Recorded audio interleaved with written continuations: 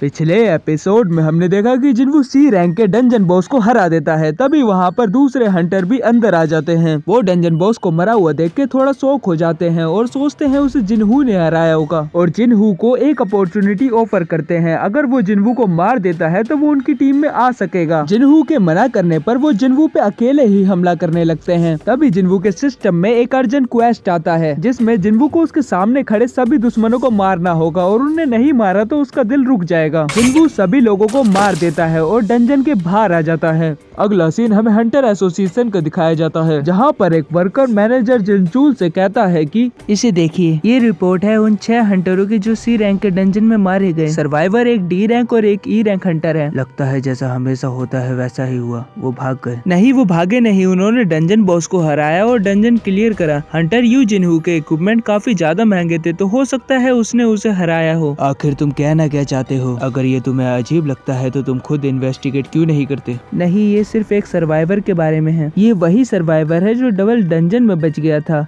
Hunter सन जिन्वू। और जो 6 Hunter मरे उनमें से एक हुआंग डुनसुक था, हंटर हुआंग डुनसुक का भाई। फिर हमें इसमें ध्यान देने की जरूरत है। अगला सीन हमें जिन्वू के घर का दिखाया जाता है, जहाँ पर जिन्वू बाहर से कुछ खाने को लाया होता है, जिसको देख के उसकी बहन बोलती है, क्या शाही पनीर और मटर नान? क्या कुछ बढ़िया हुआ है? मुझे लगा ये अच्छा रहेगा, क्योंकि मैंने माँ के मेडिकल बिल और घर का किराया देने के बाद कुछ पैसे बचा लिए थे। कंजूस भाई अक्सर पैसे खर्च नहीं करता। जिसके बाद जिन्वू की बहन जिन्वू से खाना खाते हुए पूछती है, पिछली बार क्या हुआ था? उन्होंने सच में तुम्हें काफी ज्यादा पैसे दिए थे।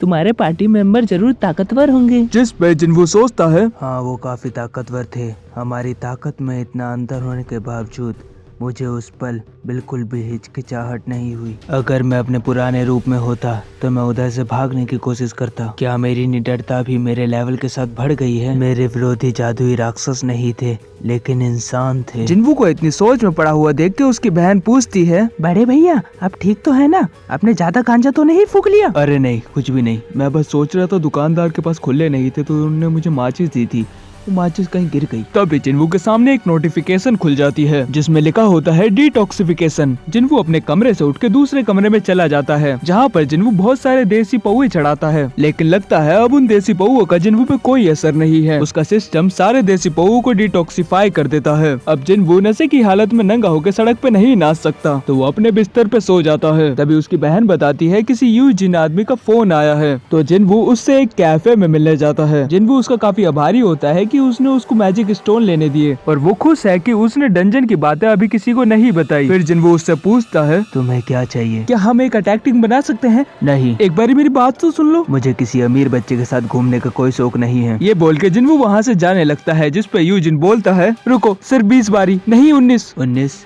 क्या तुम एक गिल्ड मास्टर बनना चाहते हो? प्लीज पहले मुझे मेरी बात पूरी करने दो, कृपया करके। जिन्वू उसकी बात सुनने के लिए तैयार हो जाता है, जिस पे यूजिन बताता है एक गिल्ड मास्टर बनने के लिए उन्हें 20 रेडों में भाग लेना होता है। उसने बचपन से इसके लिए काफी मेहनत करी है, इसलिए उसे यकीन है कि वो रिटर्न एग्जाम दे देगा, लेकिन उसकी कॉम्बैक्ट स्किल काफी ज्यादा बेकार है, और वो ऐसा इसलिए कर रहा है क्योंकि उसके पापा एक गिल्ड एस्टेब्लिश करना चाहते हैं, जहाँ पर वो एक एस रैंक हंटर को गिल्ड मास्टर बनाएंगे। पूरे कोरिया में सिर्फ 7 ही एस रैंक हंटर है, जो इसे काफी ज्यादा मुश्किल बना देता है। और यूजिन बताता है उसका एक भाई भी है जो वाइस गिल्ड मास्टर बन जाएगा। यूजिन जानता है कि एक ही रैंक हंटर के लिए गिल्ड ढूंढना काफी ज्यादा मुश्किल होता है, तो इसमें वो उसकी मदद करेगा, और बदले में गिल्ड की बिल्डिंग जो कि 30 बिलियन की है वो इसके नाम कर देगा। जिस पे जिन्वू सोचता है, 30 बिलियन, वो भी 19 सी रैंक के डंजन के लिए? मुझे इसे जल्दी से एक्सेप्ट कर लेना चाहिए, लेकिन अगर मैं इकलौता इंसान हूँ जो इस पूरी दुनिया में लेवल अप करता जा रहा है, तो किसी दिन मैं एक ऐसा रैंक या फिर एक ऐसी ताकत जिसकी कल्पना करना नामुमकिन है बन सकूंगा।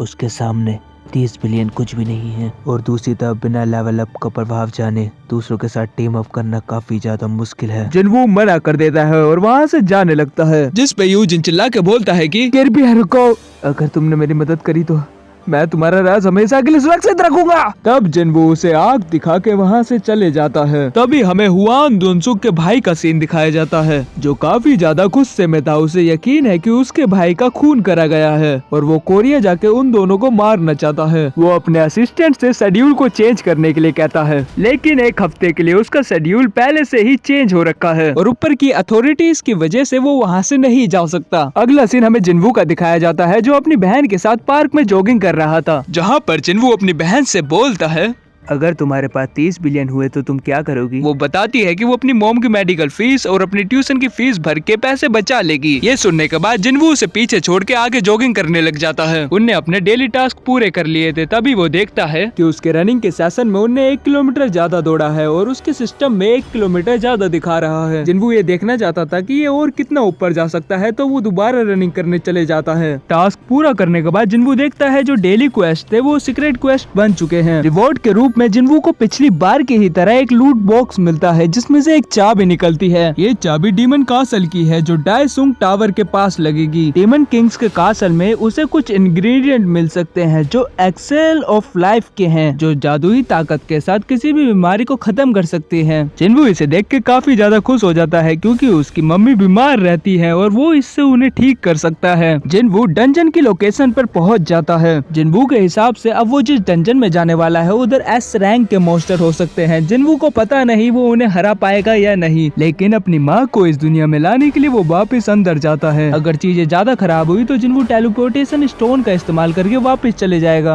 अंदर जाने पर वो एक ऐसी जगह पे पहुंच जाता है जहाँ पे चारों तरफ आग लगी हुई है, जहाँ पर एक मॉन्स्टर हेल गेट कीपर साइब्रस उसका इंतजार कर रहा था। जिन्वू के वारों का उस पर कोई असर नहीं है तो वो अपनी स्किल को एडवांस करने की सोचता है, जिसको मॉन्स्टर अपनी दहाड़ से कैंसिल कर देता है। जिन्वू के पॉइजन अटैक का भी उस पर कोई असर नहीं है, जिसके बाद वो जिन्वू को खा जाता है, जिससे कि जिन्वू की एचपी आधी हो जाती है। जिन्वू इंस्टेंट रिकवरी का इस्तेमाल करके उसकी आंखों पे वार करता है, लेकिन उससे भी उसको कोई फर्क नहीं पड़ता। मॉन्स्टर अपने पंजों से जिन्वू पे बार बार हमला करता है और उसकी एचपी कम करता जाता है। जिन्वू का खून बहता जा रहा है और वो खून में लथपथ हो चुका है। तभी मॉन्स्टर जिन्वू पे दोबारा से हमला करता है। जिन्वू जमीन में लात मार के धूल उड़ा देता है और एक दीवार के पीछे जाके छुप जाता है। जिन्वू सोचता है कि सिस्टम की वार्निंग की वजह से वो जिंदा है, वरना वो कब का मर चुका होता। जिन्वू टेलीपोर्टेशन स्टोन का इस्तेमाल करने की सोचता है। तभी हेल मॉन्स्टर जिन्वू पे दोबारा से हमला कर देता है और जिन्वू अपने टेलीपोर्टेशन स्टोन खो देता है। जिन्वू जल्दी से भाग के एक दीवार के पीछे छुप जाता है। जिन्वू की एचपी का साइन भी अब रेड हो चुका है। बस कुछ और वार और जिन्वू का काम तमाम। तभी जिन्वू के सामने उसकी इन्वेंट्री खुल जाती है, जहाँ से वो डिवाइन हीलिंग पोशन खरीद सकता है। 300 गोल्ड कॉइन की एक बोतल होने की वजह से जिन्वू 3 बोतल ही खरीद पाता है, लेकिन एक बोतल से सिर्फ 100 एचपी पॉइंट ही बढ़ सकते हैं। जिन्वू काफी दुविधा में होता है, तभी उसके सामने एक और नोटिफिकेशन खुल जाती है जिसमें कासागी वैनम ग्लैंड होता है, एक ऐसा जहर जिसको पीने से उसका फिजिकल डैमेज 20% कम हो जाएगा, लेकिन उसकी स्ट्रेंथ जो है वो 35% से कम हो जाएगी। जिन्वू उसको पी लेता है। तभी उस पर दोबारा से मॉन्स्टर हमला कर देता है। मॉन्स्टर के वार से जिन्वू को थोड़ी चोट तो लगती है, लेकिन उस पॉइजन को पीने की वजह से मॉन्स्टर पे अब जहर का असर होने लगता है। जिन्वू अपनी पूरी कोशिश करते हुए मॉन्स्टर पे चारों तरफ से हमला करने लगता है। तभी मॉन्स्टर अपने जबड़े से जिन्वू को दबाने की कोशिश करता है। मॉन्स्टर जिन्वू को अपने दांतों के पास फंसा लेता है। जिन्वू की एचपी भी अब काफी ज्यादा लो हो चुकी है, लेकिन जिन्वू ने अभी भी हार नहीं मानी है। जिन्वू अपने डैगर से हेल मॉन्स्टर की आंखों में वार करने लगता है। जिन्वू वार करते करते पागल हो जाता है, समझ नहीं आता मॉन्स्टर जिन्वू है या फिर वो। जिन्वू आखिरकार मॉन्स्टर को मार ही देता है और आसपास की सारी आग बुझ जाती है। हेल मॉन्स्टर को हराने की वजह से जिन्वू का लेवल अप हो जाता है और उसकी पूरी बॉडी रिकवर हो जाती है।